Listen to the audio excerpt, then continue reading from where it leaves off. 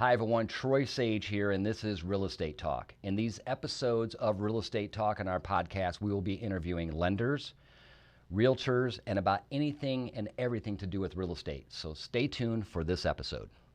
I think that's right. Perfect. So you mentioned credit. So let's talk about credit a little bit.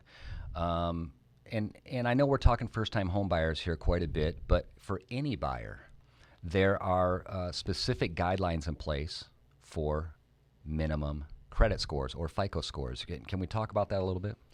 Yes. So generally speaking, there's always some odd programs out there, but for the lowest credit score you can have is a 580. And I would say 580, you have a couple dings on it, a 30-day late here or there. I mean, it's not the best credit score, but it's not the worst credit score you can have. But you can obtain a home with a 580 FICO. And that's great news because we talk to buyers every day, and some buyers are like, well, you know, my credit's only like 600. And at 600, there may be a program for them to actually be able to afford a home. Yeah, no, there definitely is. I mean, we can obtain a house doing a 600 FICO credit, but a lot of times there's an easy way to push that credit up to a 640 just by paying off some utilizations on the credit cards and things like that. So there's tons of options. Yeah, and equally as important as you and I have dealt in the past, there's rapid rescores. There's all kinds of stuff we can do in regards to the credit. Stuff can get cleaned up in a rather expedient way.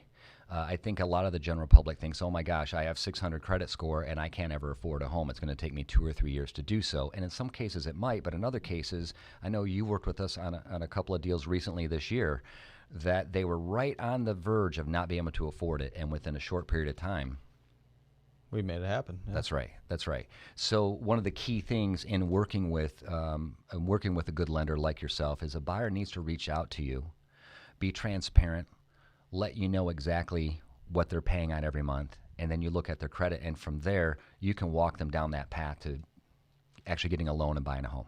Yeah, exactly. I mean, getting the scores dialed in, going over their income, their gross income, and really just getting a generalized overall picture of your finances is what's going to allow us to figure out what options we have and what programs work best for you. Absolutely. And one of the things that we discuss with buyers all the time when they're hesitant to get pre-approved, which is different than a pre-qualification, but we won't get into that right now, is the pre-approval.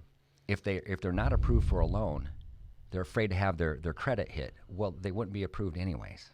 Exactly. So if there's a little ding on their credit now, at least then you can establish a game plan with them to get their credit where it needs to be for them to afford the home in which they want. Exactly. And a credit report is actually good for 4 months, 120 days. So if you're a couple months out, perfect. That gives us some time to see if there's a way we can save you more money for when you buy that house in 3 months.